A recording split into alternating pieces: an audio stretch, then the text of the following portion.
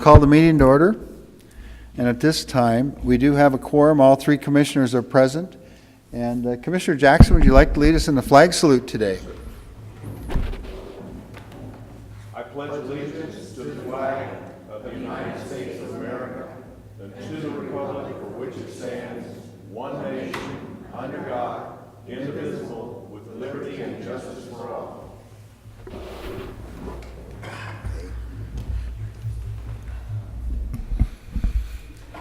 Okay, at this time, we're going to have a volunteer recognition, and I've got a statement prepared by Becky to read. Thanks, Becky, to this, working all the bugs out on this.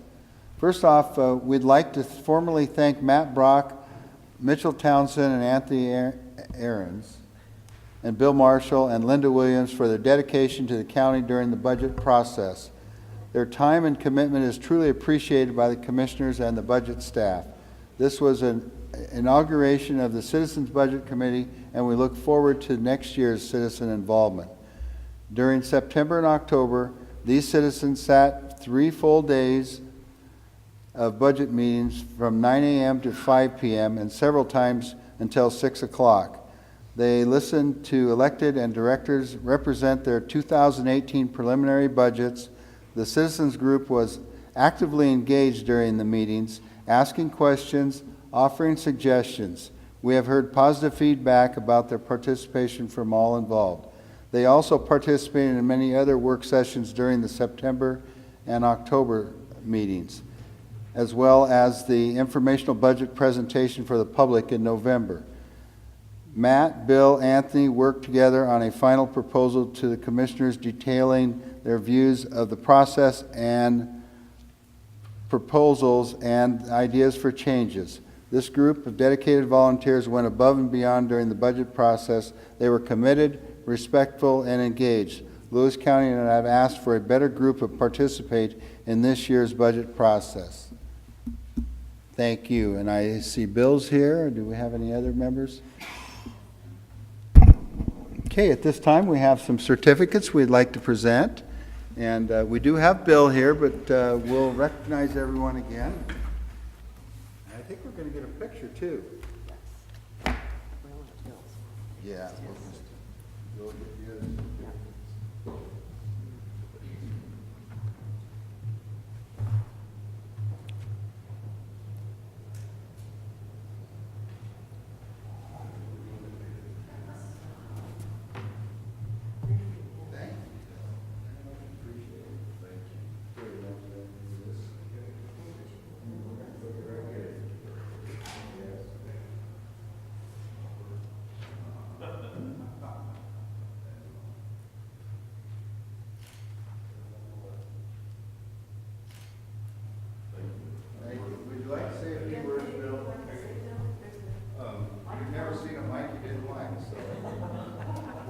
I even named the son Mike, too. So. No, I'd just like to say that anybody that has never, or if anybody has ever participated in a citizens committee, advisory committee, and it is advisory, I learned more in this process than I ever could have. Here we've got another member. He's going to get up here. Anyway, I've learned more in this process than I ever could have anywhere else. So I would encourage anybody to volunteer and to be on one of these committees. And they have lots of them that they do.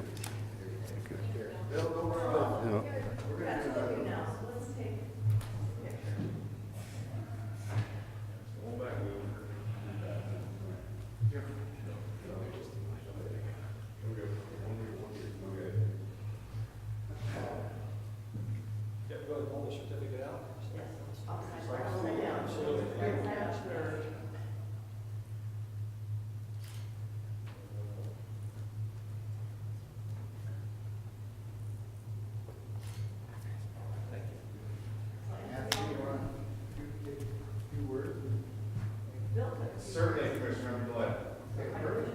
Thank you.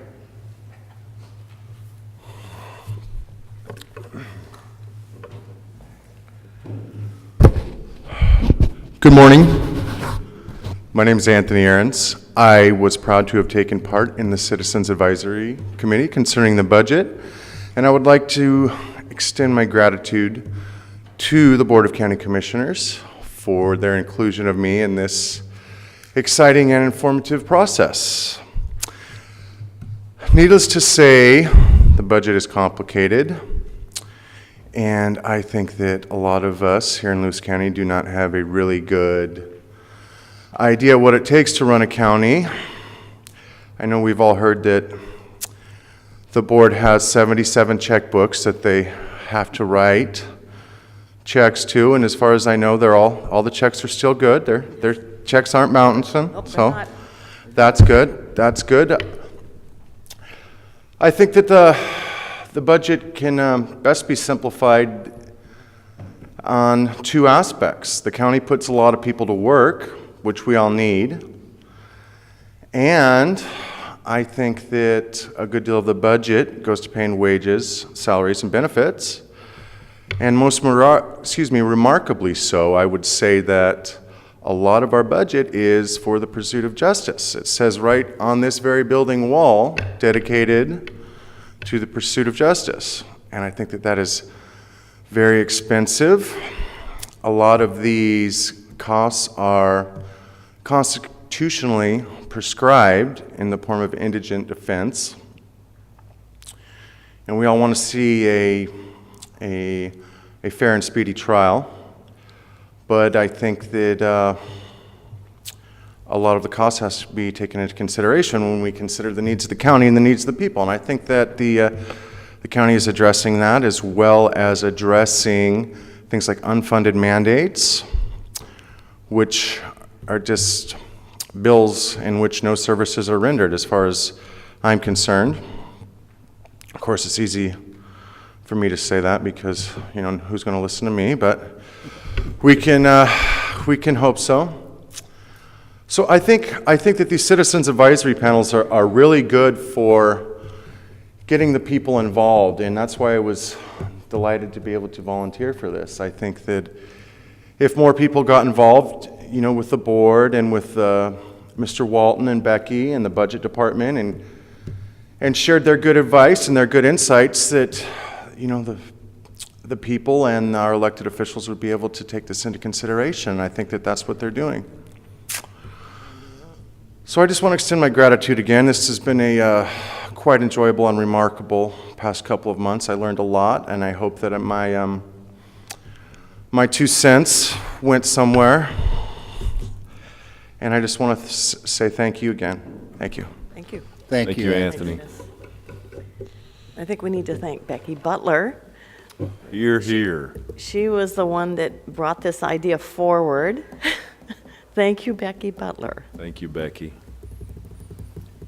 And to reiterate, I believe one of the things that was important, because you very well couldn't ask citizens to come sit during budget meetings that are scattered out for 3 and 4 weeks at a time. So we tried to condense them, and Becky did a great job on that. And that's why we were able to have people come in and really take a look at it, because it would be far too cumbersome to try to schedule meetings when they were spread so far apart. And the other thing, and that's probably the biggest thing too, is the budget. The citizens group was there from the start to the end. If you just pop in once in a while, it's really very, very difficult. So that's the part that I appreciated. They were there every meeting that we had, and gave great suggestions, and I was very appreciative of them being there. So thank you guys. Okay, public comment. None? Okay. Right. I move that we approve the notice item, Resolution 17-348, public hearing for the 4th budget amendment for 2017. Second. Good morning, Commissioner. Steve Walton, Central Services Director, speaking to Resolution number 17-348, notice of hearing regarding the 4th budget amendment for 2017. Notice of the public hearing will be published in the Chronicle on December 5th and the 12th. And the hearing will be held in this room on December 18th. The total budget amendment for all funds will be noticed as follows. Revenue increase of $2,567,524. An expenditure increase in the amount of $3,055,651, resulting in a change in the fund balance of $488,127.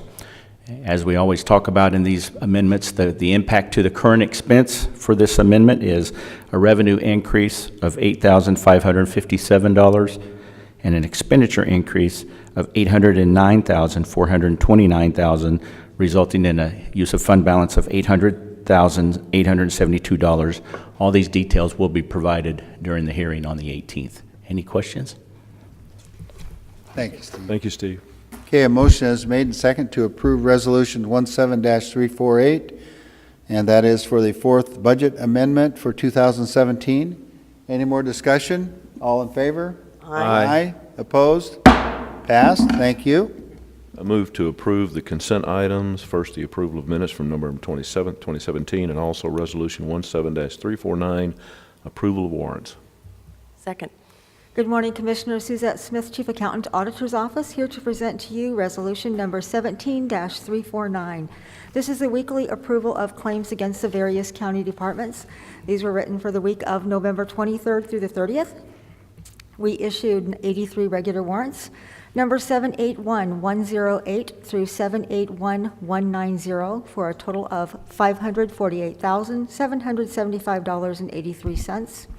In addition, we note the following series of warrants as a skip in sequence. These warrants were issued on behalf of our special purpose districts. Their commission approves those warrants. Numbers 780-937 through 781-107. Any questions? Thank you. Thank you, Suzette. Thank you. Okay, a motion is made and second to approve two consent items. That's the approval of November 27th, 2017 minutes, as well as Resolution 17-349. That is approval of warrants. Okay. All in favor? Aye. Aye. Opposed? Passed. Thank you. I move that we approve the deliberation items, Resolution 17-350 through 355. Second.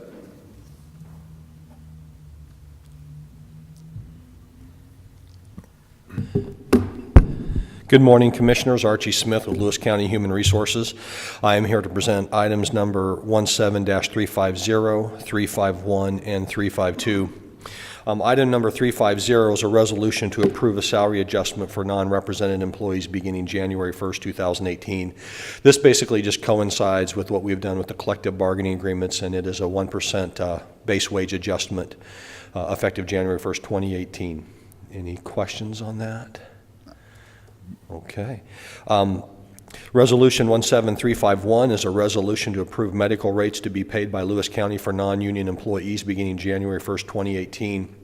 This resolution, as the next resolution, is where we have actually changed over from Washington County's insurance fund, and we are wrapping up, and with a great deal of assistance and help and work from the auditor's office and some others, where we are wrapping up the transition from WCIF insurance to PEB, Public Employees Benefit Board, or now known as the Healthcare Authority, that we are doing that transition. And the reason why the resolution is a little bit different this year than previous years is because we are going from what is considered a composite rate, meaning everybody pays the same no matter what your dependency status is, to a 4-tiered rate structure. And so that tiered rate structure is attached to this resolution. And so that is out there for everyone to see and know, and those rates have been there. We are just now solidifying them for budgetary purposes. Resolution 17352 is similar to 351, but the only difference is that this is for the AFSCME represented employees. They too are changing from Washington County's insurance fund, or WCIF, to PEB. And what we did within that is we did some negotiations with them of the impact on the transition from a composite to a tiered rate, and they asked for the rate structure to be slightly different. And when we actually looked at what they asked and proposed, the board and we allowed that to occur as a county, but it fit within the same budgetary constraints that they were placed with. So it's just different how it impacts the employees. They chose to impact other employees differently than others, than what we had done for the non-represented. And so the board allowed them to do that, and their rates are established, set forth in this resolution. Okay. Archie, thank you Thank you, for all your Archie. hard work on Yes. this. This has been, I'll just dovetail to say that beginning in about late July, early August, this began to be the topic of conversation while we were going through budget. We had a lot of stressful moments during that period of time, but We did. you and a lot of other people, Becky included, just helped us to get through this situation. Also Suzette, her office, Grace Jimenez, and some other people really worked very, very hard to get us to where we are today, and it was a collective effort. So I just want to say thank you to everybody that worked hard on this. Yeah, very much so. Yeah, thank you, Archie.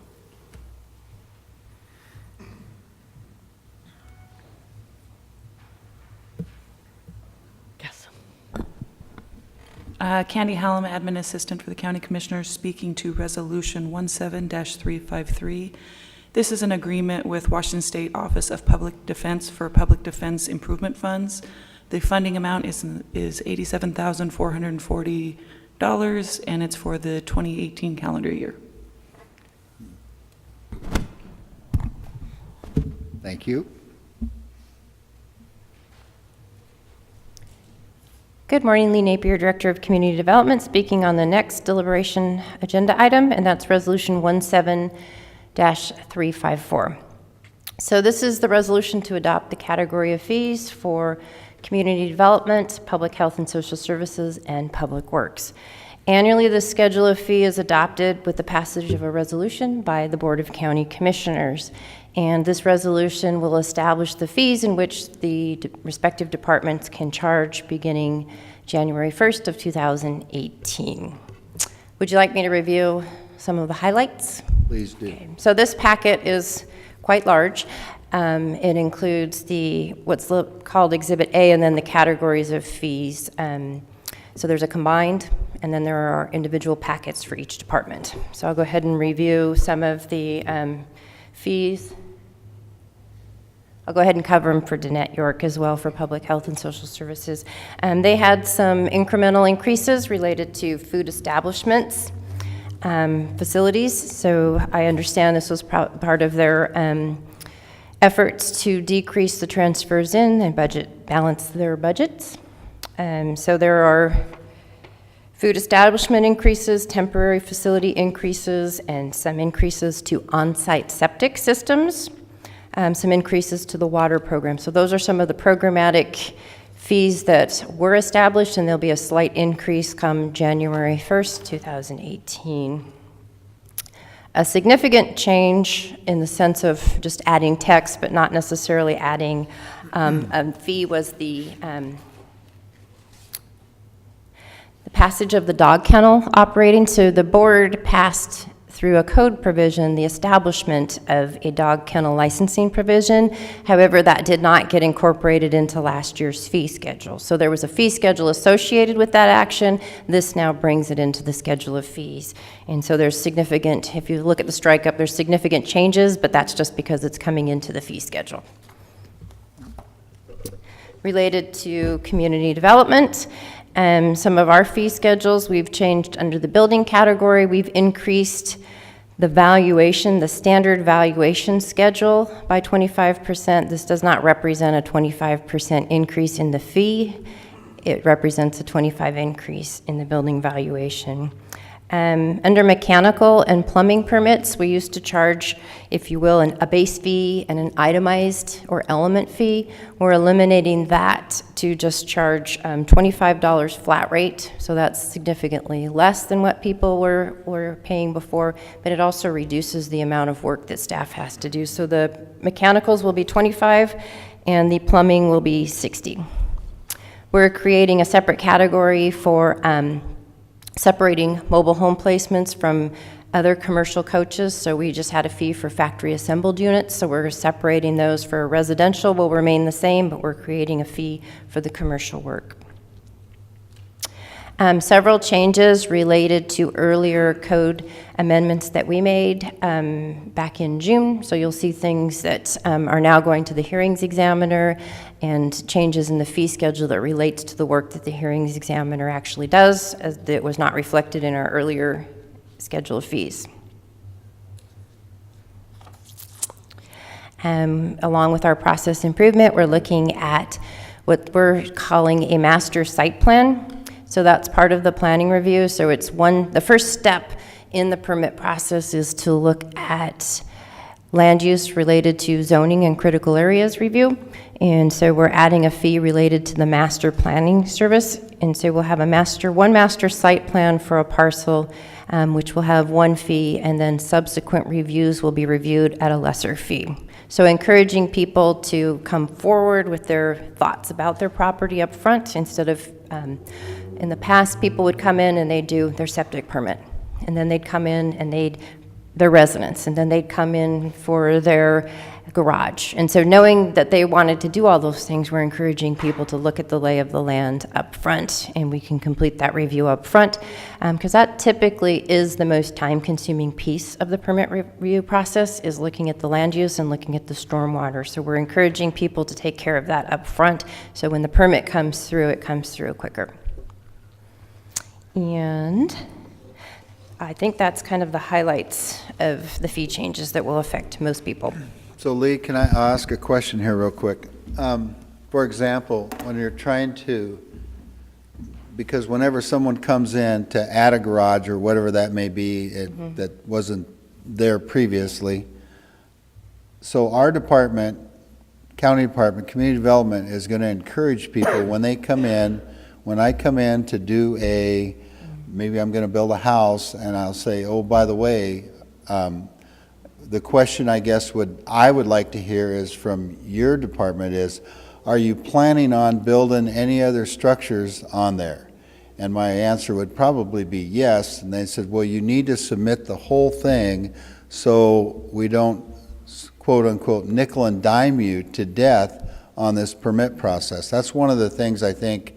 And I'm sure the Department of Community Development has been doing it, but I hope that that's emphasized heavily. And again, I know a lot of the builders that probably understand all that, but there's probably a few of them. I don't know what the percentage is as far as, when you have builders come in submitting permits versus just a regular citizen who probably doesn't have a lot of knowledge on that. So that's what That is our goal. That has not been the process. And the reason it's not been the process is typically we're seeing the septic designer first. So their only interest is the septic permit. So we're reaching out to the septic designers over the past year and saying, please work with your client to develop a list.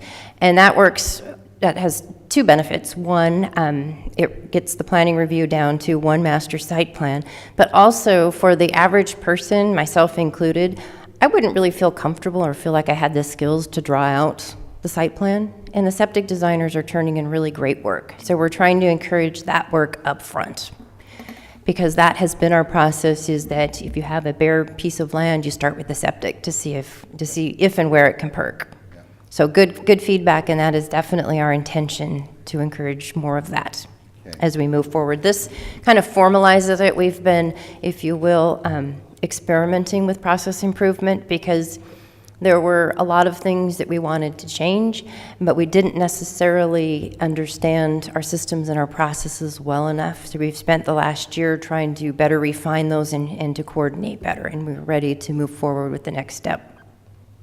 Thank you. Thank you. Any other questions? Okay, thank you. It's taken a lot of effort to get this far, so Yeah. we never always arrive. We were continuing to change our processes to be better improved in what we provide to our citizens. I kind of equate process improvement to thoroughly cleaning your house. It will not stay that way.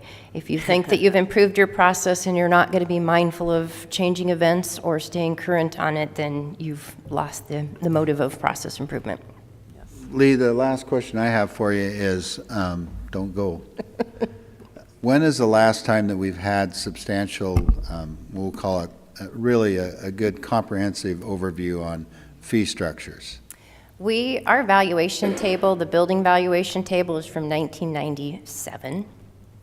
So that gives you a sense of how long ago it was that we made significant changes. We've made a few changes over the years, but we've always been able to conduct our operation with lower fees, but we simply can't keep up with that. So I would say in 2007 we made some changes, but it's also been even longer than that. Okay, thank you. Good job, Lee. Thank you so Thank you much. very much. Good morning, Commissioners. Eric Martin, Public Works Director. Speaking to Resolution 17-355, a resolution to approve Public Works Director Eric Martin as applicant agent and Administrative Assistant and Grants Administrator Robin Celine as alternate agent and contact for open federally declared disasters and any future disasters that may occur between December 1st, 2017 and December 31st, 2018, but hopefully not. Right. Hopefully not.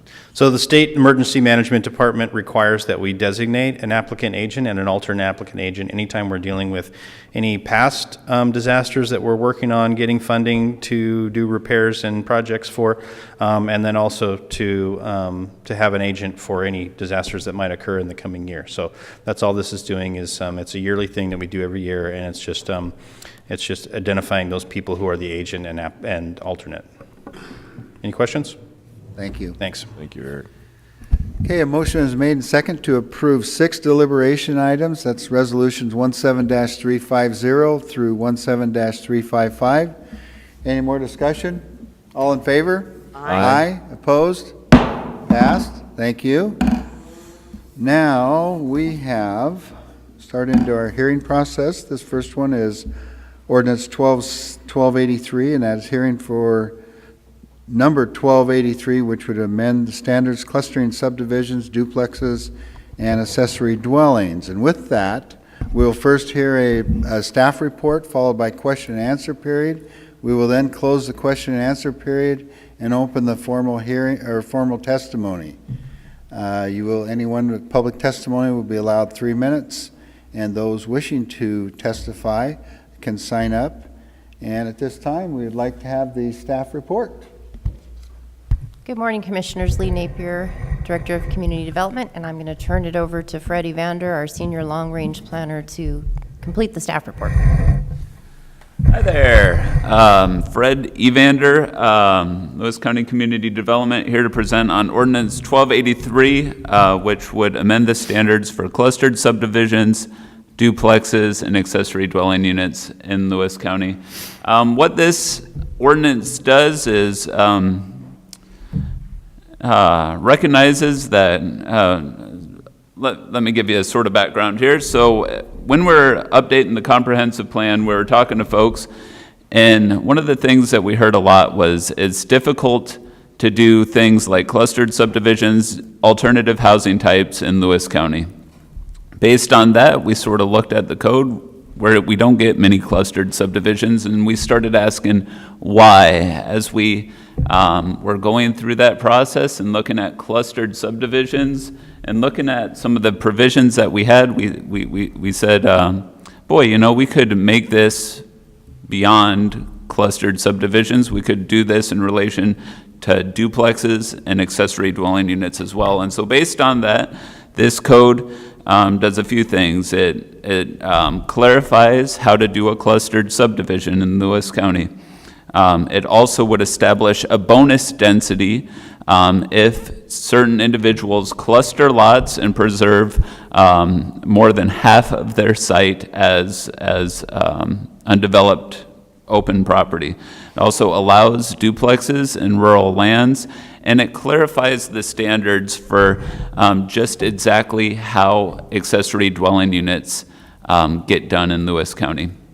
Right now, we have things like temporary second dwellings, where to do a second dwelling on your lot, you have to actually provide a medical proof from a doctor that you need that second dwelling for like a sick relative or something like that. Rather than doing that, we're saying accessory dwelling units are allowed outright, and it specifies the standards for that exactly. So if you look at the packet, the main changes to the clustered development section is on pages 3 through 6. The main changes related to duplexes is in the matrix on page 15. in section 1742040, in that matrix there. And then the main changes related to accessory dwelling units and the standards there are on page 27 and then through 29. Everything else that you see in the code are sort of changes that we needed to make everything work together. So in short, that's what these changes are all about.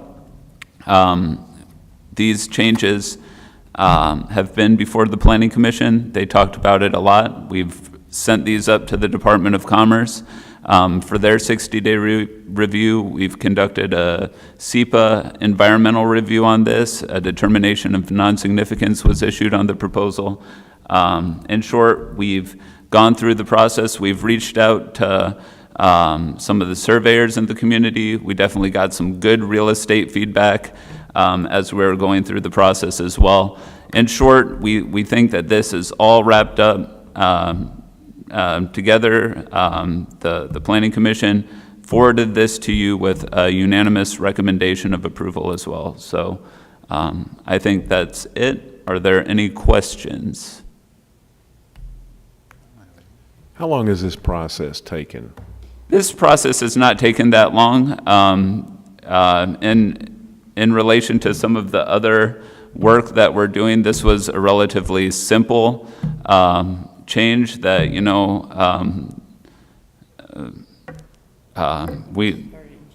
I think we started it in June or so with the Planning Commission.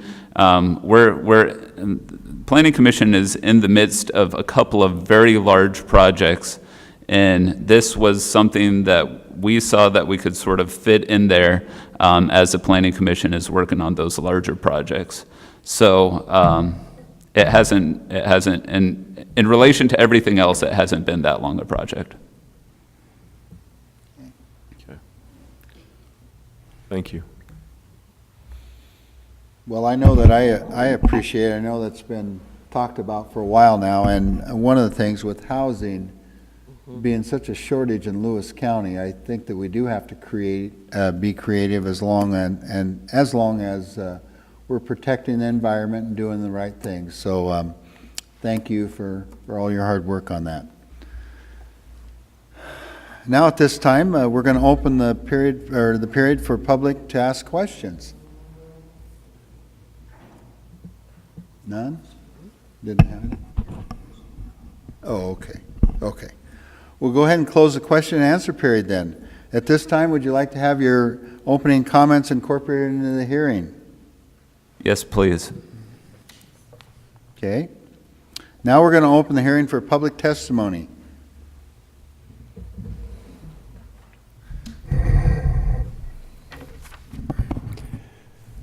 This is Colonel Ron Averill in Centralia area and representing the Lewis County Farm Bureau. Bobby, the process is originally for clustered communities was proposed in 1993. And when it was proposed, it went before the old growth management board system where we had 3 growth management boards throughout the state and was rejected for Lewis County. We in the Farm Bureau have always argued that RDD 5 is too much to mow and not enough to farm. And it made good sense to us when we originally planned for the RDD usage that if we had clustering, that we would leave much more space, open space available. I've spent 9 years in Europe. In Europe, develop their farming communities much differently than we do. They go into small villages and then go out to the farmland to farm it. So this is a good proposal that's being made. It's one that we never did understand why the Growth Management Board rejected, and we ultimately support it. We think it's the right way to go for our community, and I want to thank the staff for offering it to us. Thank you very much. Thank you, sir. Thank you. Okay.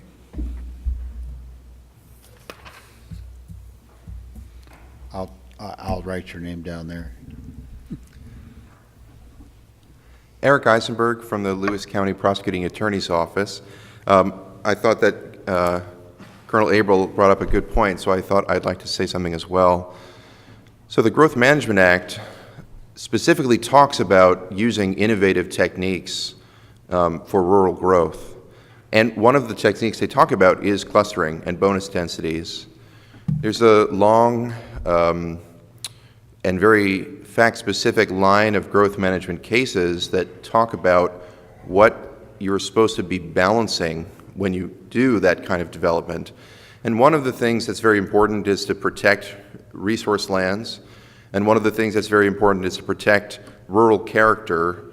And I think that the package that Fred has worked on and that the Planning Commission has shaped, I hope that no one challenges it, because I hope they'll be able to see right on its face that we're balancing those things, but I do think it would withstand scrutiny if it were challenged, because it has safeguards in place to protect the things that the Growth Management Act wishes you to protect. Things that perhaps, I guess, they were concerned we didn't have.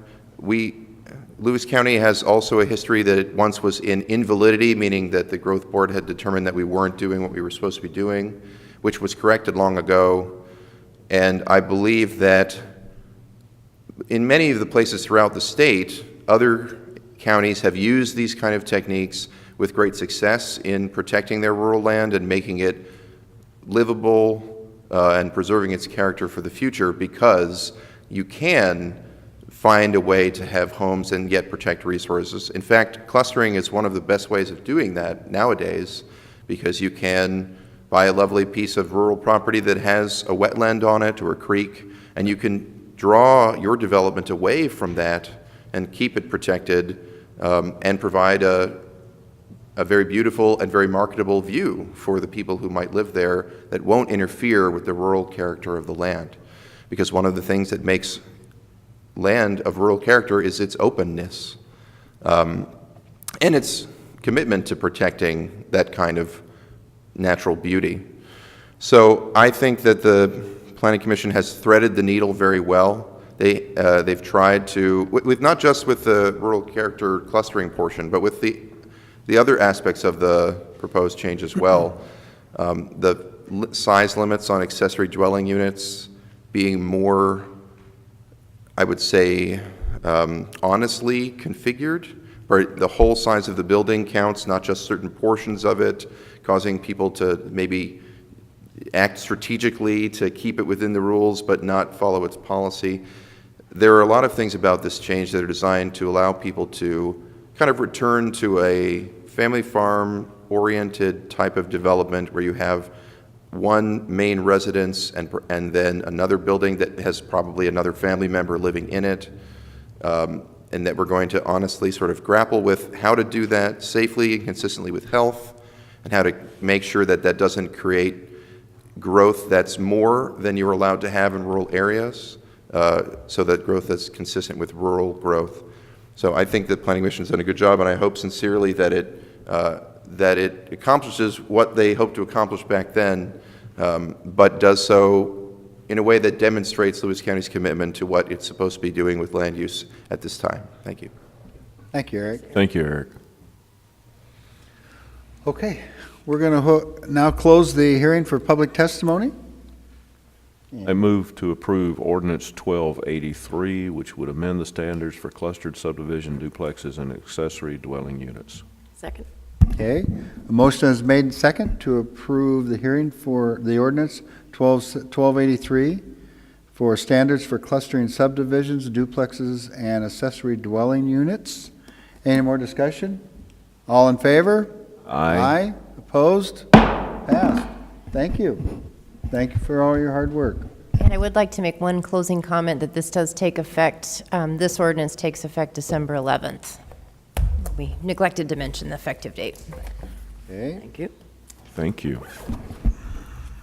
Okay, we'll move on to the second hearing, and we've got a little bit of a change. We're going to do resolution 17-357 first. Is that correct, Becky? Yes, sir. That's correct.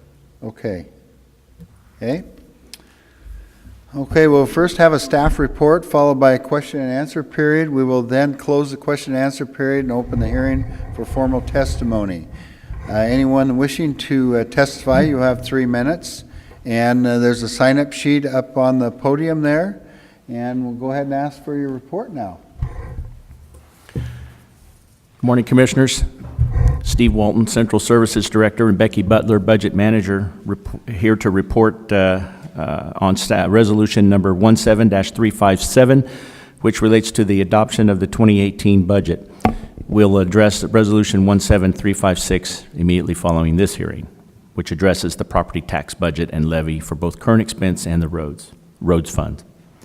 Copies of the resolution are available at the front of the room, as well as a sign-up sheet for public comment. First, I want to thank the elected officials, directors, administrators, staff, and the commissioners for all their efforts in putting this budget together. It has been quite a process.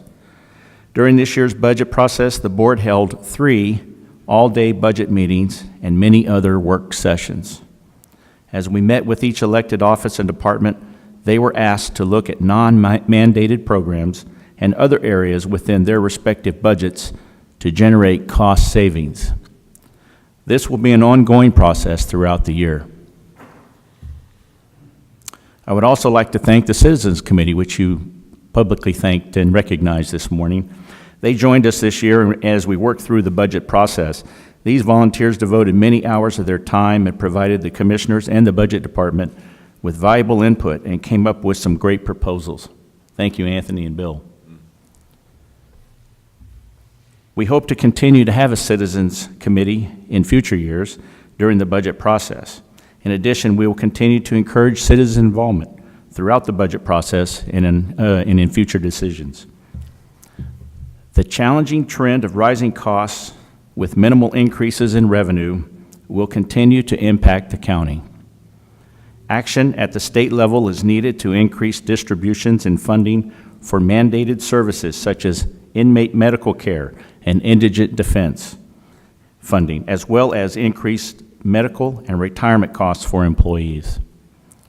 As expenses continue to outpace revenues, it will lead to difficult decisions in the upcoming year in order to preserve the county's financial health.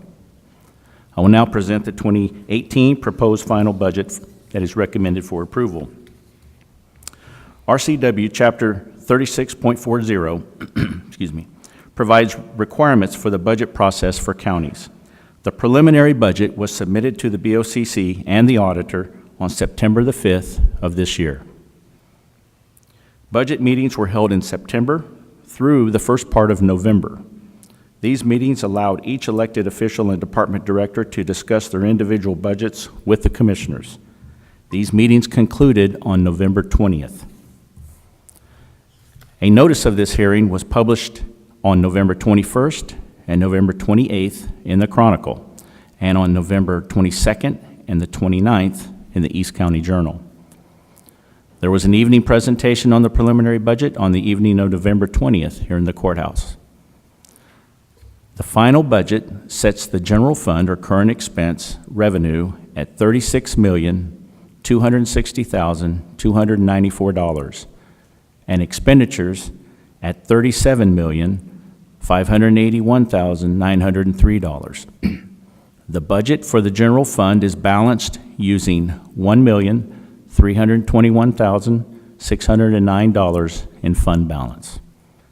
The estimated ending fund balance based on the budget is $6,749,202. This is a projection, as the final revenues for this year, 2017's year end, which will impact 2018, have not been posted and won't be until February timeframe. The preliminary budget showed a use of fund balance of $1.2 million. The change from the preliminary to the final is a result of an increase in property tax for the $800,000 road levy shift and final tax calculations, as well as changes in salaries and benefits due to staff changes and employee medical costs, as well as an increase in operating transfers out to the Southwest Washington Fair, Public Health, and the approved 2018 contribution to the Lewis County seniors.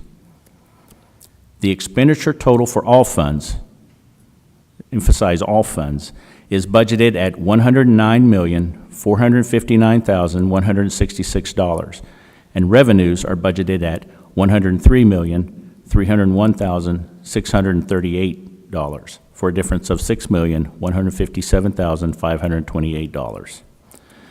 This resolution has two attachments: the 2018 salary grid for non-union employees, which was just approved this morning, and the Capital Facilities 10-year project list as recommended by the Capital Facilities Planning Committee. This concludes my remarks for the staff report. Are there any questions?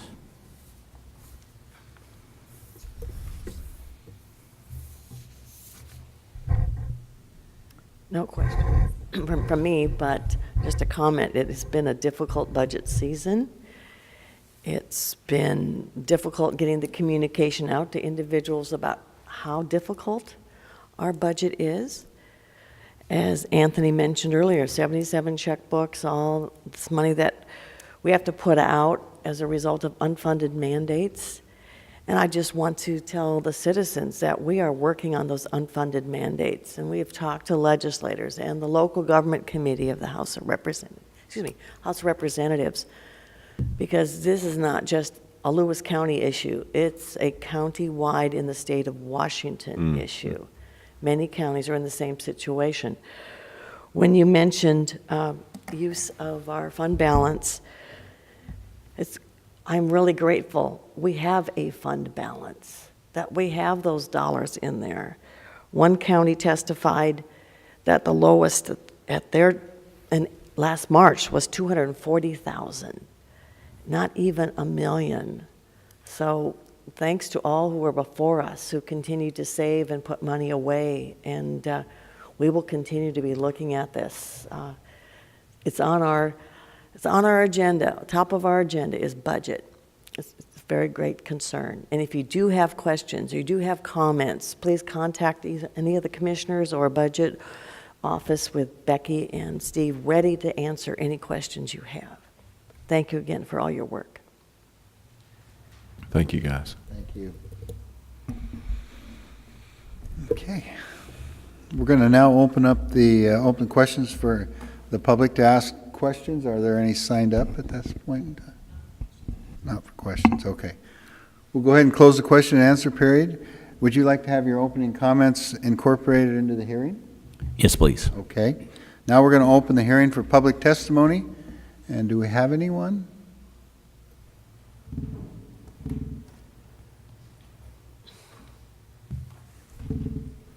Colonel?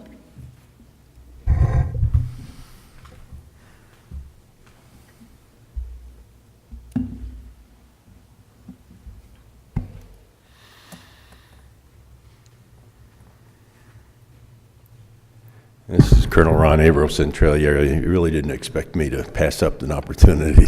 Nope. Be very disappointed if you did. We'd ask if you were well. Yes. When having been in your seats and gone through this process, I fully understand how difficult it is. Everybody has their things that they just gotta have and can't do without, and the deciding of which ones will get prioritized and which ones won't, and who will make the budget and who will not make the budget is a difficult process. I must say that I continue to be concerned about the fact, and you know, this was something that I dealt with myself.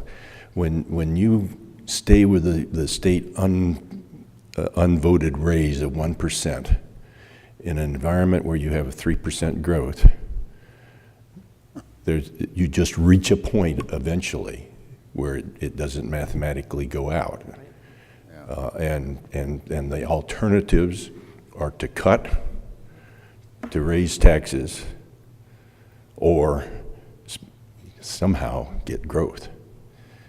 And obviously the best of those would be growth. Yes. And therefore I think that we need to continue to do that. I applaud what is being done by the EDC. I applaud what's being done up at the old plant. And hopefully, now that we've got a property that's available and ready, and that's been our biggest problem, is that we got plenty of land, but we don't have land with the infrastructure that encourages a business to come in.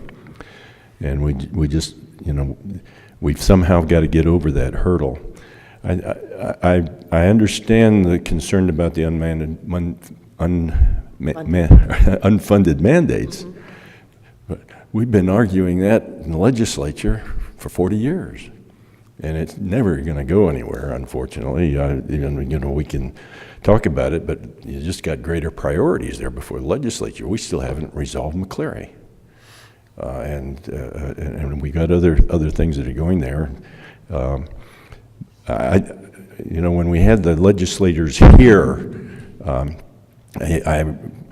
brought to their attention that the study that had previously been done. I mean, we've got cities in this county that shouldn't be cities. They're just not big enough. And we got counties in this state that are too small to make it. Skamania, absolutely dependent on their forest structure, and if federal government doesn't fund it, they're gone. We need to look at different ways of doing things and sharing things. Down in the smaller counties, they share courts. They have a circuit court rather than a superior court in each of the 3 counties. So those are the types of things that I think that need to be done. I am concerned that we're dipping into that balance. I know that you tried hard to look at not doing that, and I also know that I wasn't helpful. No, you weren't. because dilly dilly. Dilly dilly, because I'm on the senior board thing, and I think eventually we get this thing going. We'll benefit from it because personnel. There's seven personnel that are going to change over to a private foundation and things like that. But that was just another one of the decisions that needed to be made. But we're going to be in the same problem we were last year until we get some growth in this county that allows us to increase our services with new tax income. Thank you very much. Thank you. Thank you. Thank you. Thank you, Ron. Okay, with that, we're going to close the hearing for public testimony. I move to approve Resolution 17-357, and it is the adoption of the 2018 budget. Second. Okay. Motion is made, second, to approve 17-357. That's the 2018 budget. Any more discussion? All in favor? Aye. Aye. Opposed? Passed. Thank you. Thank everyone. Yeah. It was a very, very long process and difficult one. So Good job. thank you. Thank you, Commissioners. With your permission, we'll move on to the next hearing, which is Resolution Number 17-356, establishing the 2018 property tax budget and levy for both current expense and the road funds. This increase is 1% for both the county general levy and the county road levy over the previous year's certified levy collections. This is an increase of $123,646.14, or 1% for the county general levy.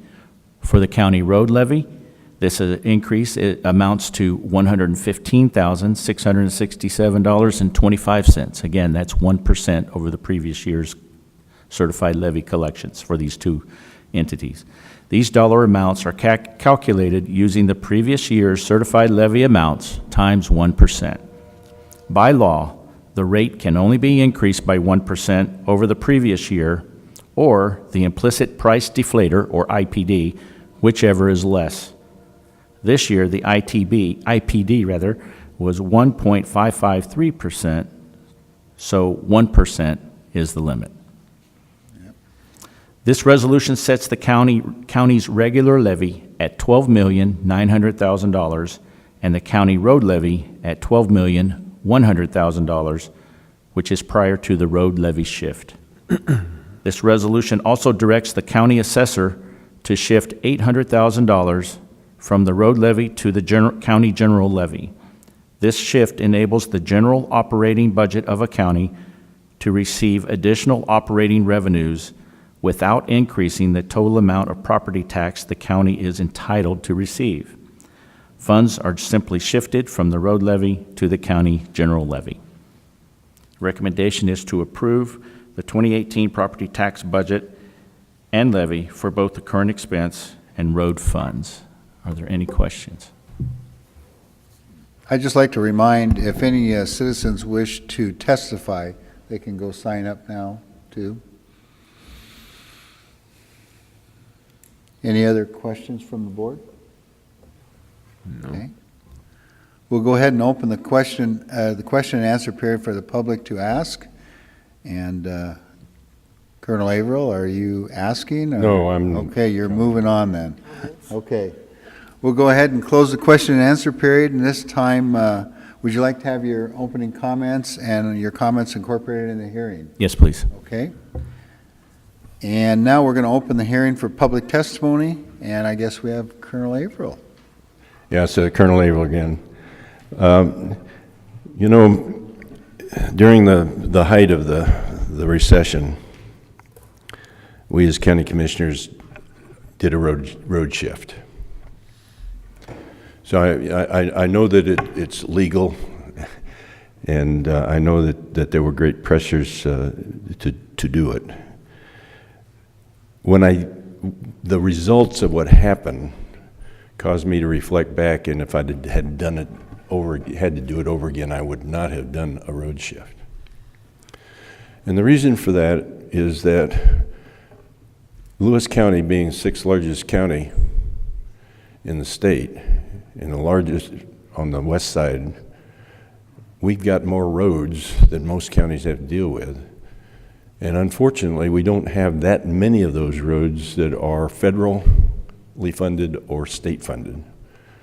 So it causes us to have a huge amount of responsibility to keep our roads in good condition. I was always proud of the fact that when I came into Lewis County that we've had good roads. I'm disappointed when I go into a city and find the way that they had decided to fund other things and not keep their roads up to speed, that you can obviously see the line between where the county road stops and the city road starts. The problem that you have with the road shift is that the amount that you take out reduces your overall left amount. And that means that next year, the base is lower. So you're not only impacting what you're taking out of the budget now, but even if you don't continue the shift next year, your base is lowered. I felt that our road funds were so important to protect, to make sure that we could do the job, that we shouldn't do this. I understand why you did it, but I would hope that you would reflect on that before you do it again. Thank you very much. And to comment on that, it was a difficult decision when we looked at the road funds. We know other counties south of us do it as a routine basis, and we have not done it as a routine for us.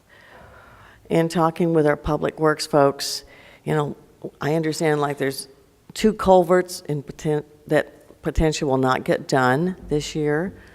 There's some other items, but as a whole, our public works folks will be out there working on our roads. Part of the issue, and I was reading on Facebook when State Route 7 had some impairment, and somebody said, oh, they're doing a road shift, so that means State Route 7 won't be fixed. Number one, it's not a county road, it's a state road. Number two, our folks are still out there working on roads. And our public works folks take the input from the citizens in terms of what roads need to be done, and there's a priority level. And I commend our public works folks, what they do for us. This is not a routine measure for us. We did it this year. Last time when you were here, you did it. So we do not have a history of this, and we don't plan on a history, but this year we did. Thank you. Okay. We'll now close the hearing for public testimony. Call for the vote. I move to approve Resolution 17-356 to establish the 2018 property tax budget and levy for current expense and road fund. Second. Okay. Motion is made and second to approve Resolution 17-356.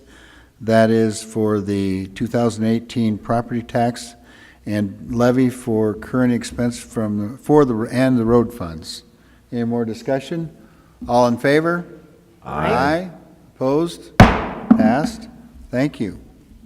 Chairman Stamper, could I have one more comment? Absolutely. While she didn't say anything here at these two hearings today, we know that Becky, I'm talking about here, has had plenty to say and do with this entire process.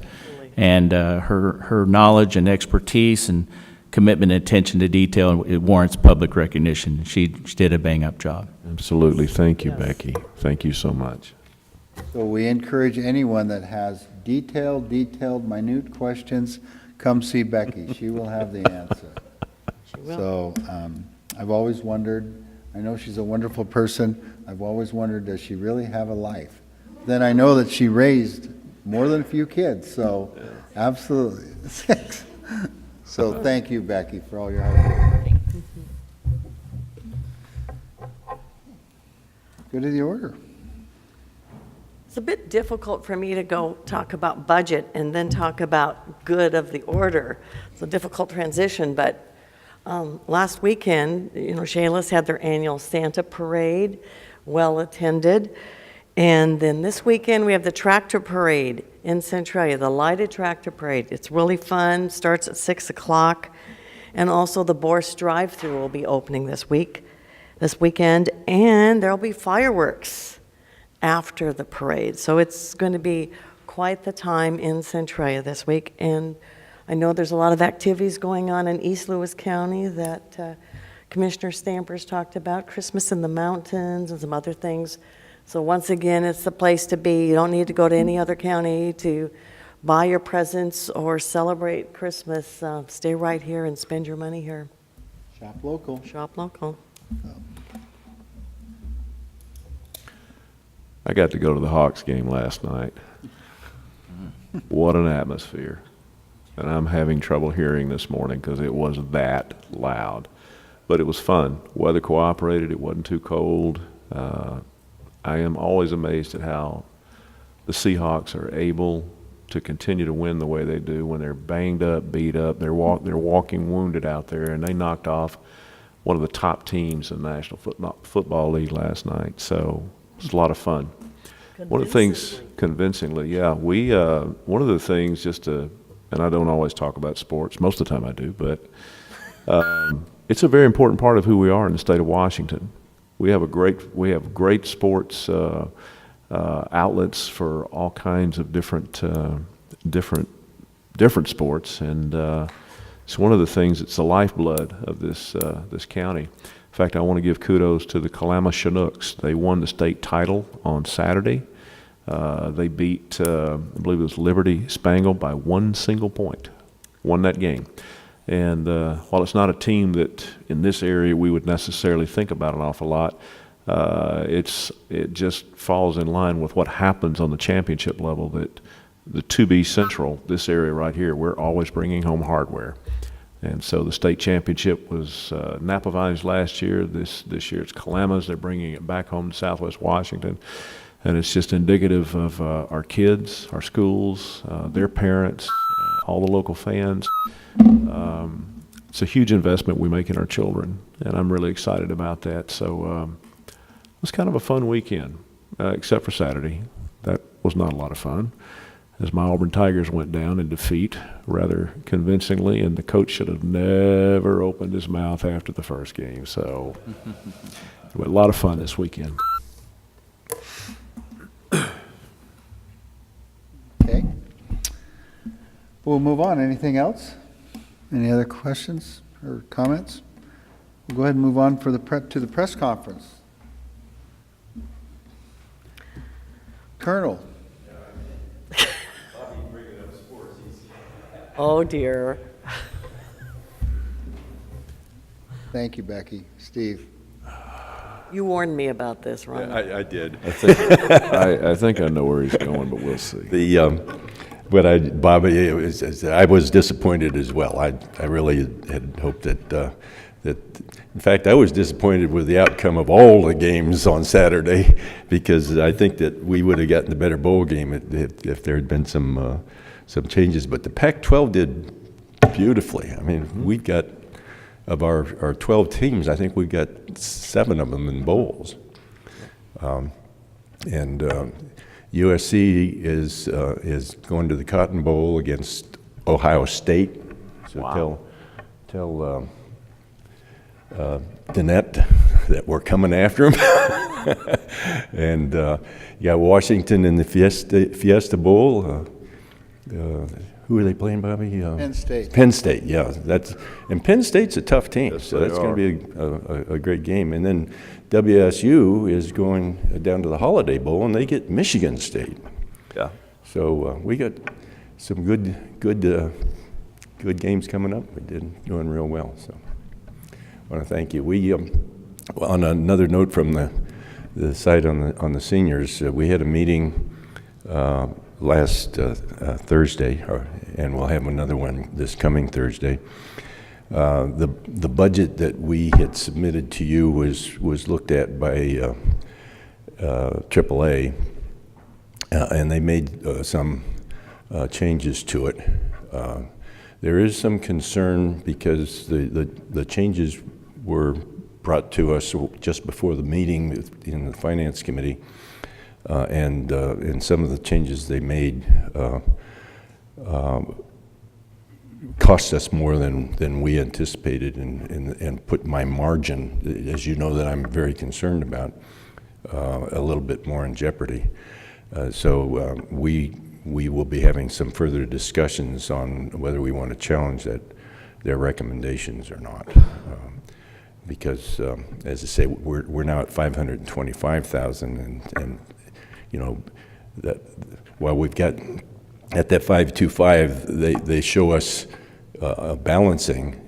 When Becky took our original budget and went out, if we don't get more income during the year, we're going to end up in December of next year with only $9,000 in the bank, which means failure. We obviously have to work on getting the money in, but so I'm still very concerned, and so we're still having discussions. But Commissioner Stamper, I understand that the governing board's meeting on the 20th of December, so we'll decide this week where we're going, and I'll be getting back together with you. Yeah. And thank you for not mentioning that other team. I appreciate that. Well, excuse me, tonight, 7 o'clock, Channel 23, TVW is presenting High Water, 10 years later. So we think about what was going on 10 years ago. And we had a lot of issues with floodwater. And when I look at, you know, I don't know if you've read this book, This Flood Happened, and here's all these kids that, you know, many of these kids have graduated from school now. And I'm hoping that as we work on the flood issues, these kids can come back here and work and live in Lewis County. When we talk about economic development, that's one of the biggest deals to me personally. If we can stop having Google bring us up when an economic development driver wants to come here and they Google us, and it comes up Lewis County floods. And we want to change that. We want it to come up and say, you know, this is a good place to live. We have good schools, and we have good employers here for people. So anyway, think about it. And if you can watch tonight on TVW, Channel 23, it will be, I think, a very good documentary about what was going on.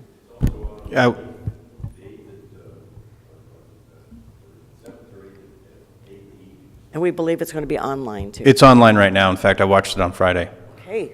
And it's very, very well done, and it gives a interesting, lots of different perspectives and interesting overview on what the Office of the Chehalis Basin's doing, and what, it doesn't talk about us in particular, but, you know, obviously the Flood Control Zone District has our piece that's a part of that. So, yeah, you can go on and you can watch it right now, anytime you want. Just go to the TVW website and search for it there, so. We'll put that on our Facebook page then. Okay, thank you. Susan, Justina, any questions? Okay. Okay, with that, Okay. Seeing no further items on our agenda, I move that we adjourn. Second. okay, a motion was made and seconded to adjourn. All in favor? Aye. Opposed? Passed. Adjourned. Thank you, everyone. Interesting, huh? You are invited to immerse yourself in the beauty of nature in all four corners of Lewis County, Washington. From our fields to your table, farms in the west share their bounty. Limitless landscapes, forests and mountains beg to be explored in the east. Fish our many rivers and lakes in the south, and discover where history and culture intersect in our twin cities. Explore it all by visiting our Facebook page and plan your next getaway at discoverlewiscounty.com. Culture, history, and adventure all come alive when you discover Lewis County.